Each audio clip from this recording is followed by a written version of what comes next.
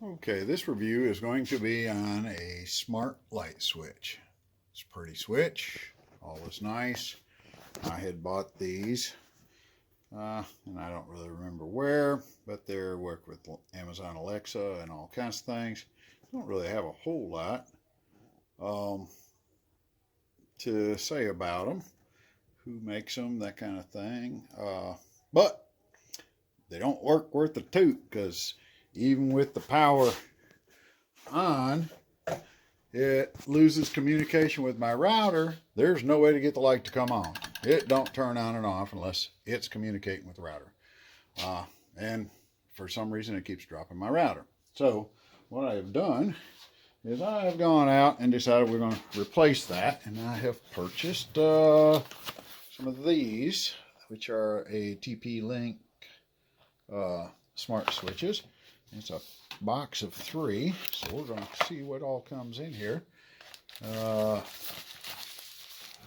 can get this back a little bit. It's going to be one of your switches in the bag. It looks like all 3 switches and some directions, it looks like. So we're going to go ahead and all kinds of labels and all on them. We'll have to do something with that, and it even comes with a package of wire nuts to hook it up with. So hopefully this is not going to be a real bad job. We're going to give it a shot and see if we can show what it takes to get her installed. Okay, the first thing we did is we did shut the power off at the breaker. I highly recommend that.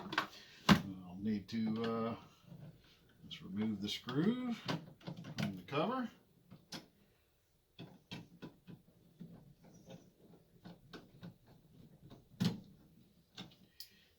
That off to the side, and then we're going to simply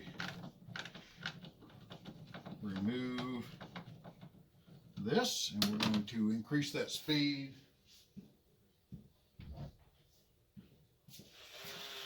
by just a little bit because it's coming out. We're going to remove them. It's a lot faster getting it out. And oops, looks like we tipped that over a little bit. Sorry about that. Thought I had that set up a little better, but I must have hit it. So we're still good, I think. Let's make sure. All right. Now, after we get that out, this switch, it's probably going to be about the same as the other one. And it's got a couple little screws. We're going to remove those. Get the wires off of them.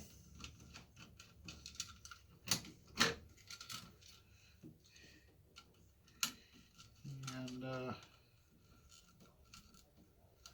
once I get the wires off of that, we are not going to use this particular one again because, like I say, I don't like the way that responds, works in any way, shape, or form. So, the next one, let's see what this is going to require. It's going to have, I think you should see that. We'll cover everything. Looks like it's kind of mounted right on it. I would think you can take this apart or take it off somehow because it's got to go on it. So I guess we're going to have to read the directions to make sure we're, oh, there it goes. It comes out. Okay, so I say we need to do that at least. And we've got 4 wires here, ground, 2 blacks, and a neutral. So we'll need to hook those up, and it does tell us that the line, neutral, and the ground. So I think we should be able to figure it from there. One's going to be the switch, one's going to be power, I would think. So we're going to look at the directions real quick just to make sure on that hookup, and we'll go ahead and hook it up. Okay, so when we go to hook this up, I did go ahead and pull the rest of the wires out of here. And going to try to not have quite as many wire nuts. So we're going to take the white one, which is labeled as the neutral, and we'll remove this other wire that was on here because we won't need that one anymore. So we'll get rid of that, and we simply hook the white one back up into this. Wire nut it on.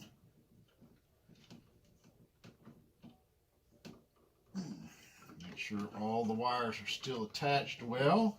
They appear to be. That's all we need to do with that.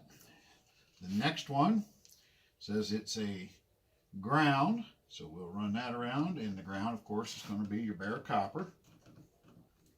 So we'll stick that in there. And see if we can crank the wire nut onto that one.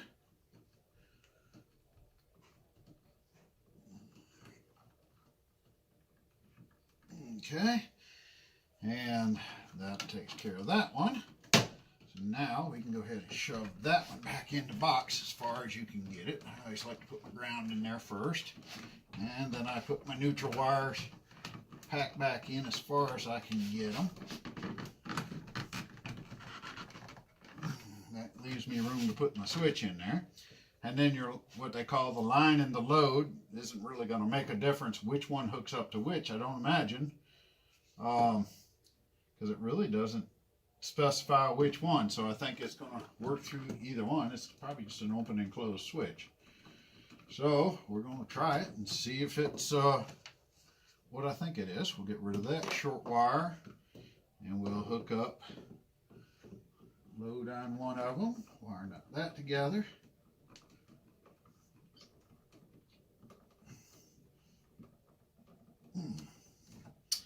And then we don't have another wire nut, but they supplied us with plenty, so we'll go ahead and grab that up and wire nut these two together.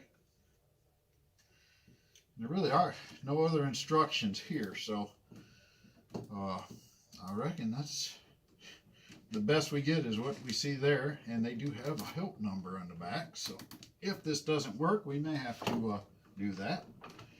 But we can tuck that one back in as far as we can go. Make sure all your wires are hooked good, and shove that one back in as far as we can go. And then we'll set this so that the top is that way. It looks like that puts the writing the right way up. And they do send the little screws with it, so we can start those.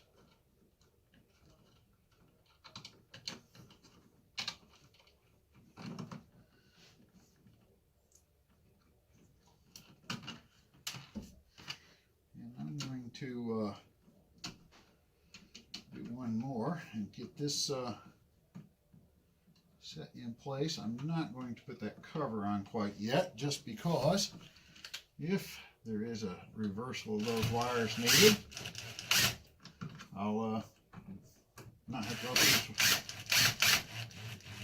getting that cover off. Tighten these up. I don't like using this gun to get it too tight. Finish it off with my regular screwdriver here.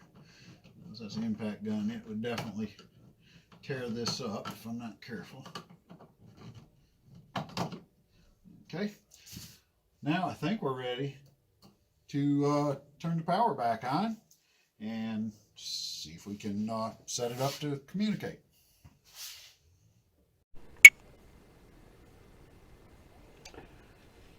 Okay, once we get the light turned on, at least it does do that. It's flashing. It says to go ahead and download the KASA app. It's a KASA, and I have already got one of those, so we'll go ahead and do that. And I think after we do that, let's make sure I don't know how well you can read any of that, but we're going to go ahead and see what we can do with it. We should be able to go ahead and add a device, and and it's going to be a smart switch, and it's going to be just a regular, I think this is what they call HS200, I think. I'm pretty sure that's what it is because the rest of them are all different ones, so we're going to try that one. And yes, we have installed it. After about 15 seconds, look at the front of your smart switch. If the Wi-Fi light blinking orange and green, and right here it is orange, and I don't see the green, I see the orange. So maybe I need help, I guess. Activate the reset button on the bottom left of the switch. Press and hold it until the Wi-Fi light blinks orange and green. So the bottom left hand up underneath here. Push that.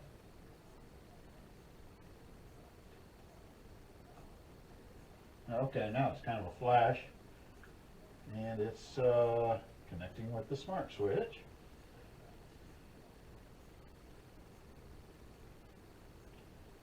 See how long it takes.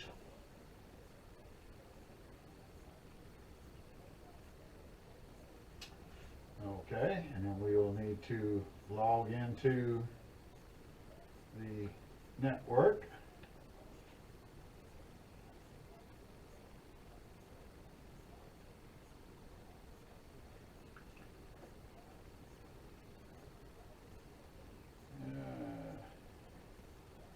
And I want to make sure that you do have to make sure that you're on the same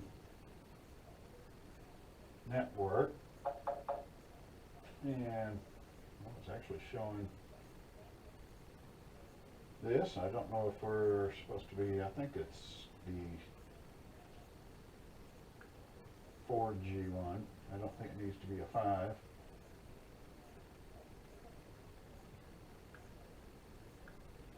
And then we'll go back to the app.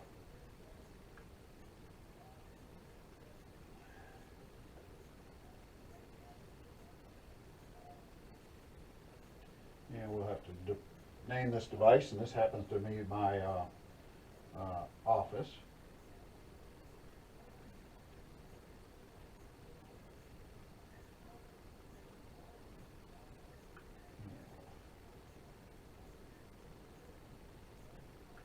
And choose a light switch pattern so it looks like it. And it says that we have smarted it, set up our thing, and sounds good. So now we should be able to hit the button, and hopefully, if we're lucky, it'll shut the light off. And it did. So it is communicating. Let's go back on with it. I think that first one was probably just a little bit slow. But there you go. That's setting up good, and we should be able to hit the button, and it's working. So that's what it takes to hook that up. That wasn't too shabby. Didn't take very long at all. So we'll see how that works, and we got a few more of them I can put around the house if I need to. So we'll put that in as the review. Maybe it'll help somebody hook it up. Thank you for watching, and please subscribe to my channel if you would. Like and share. I appreciate it.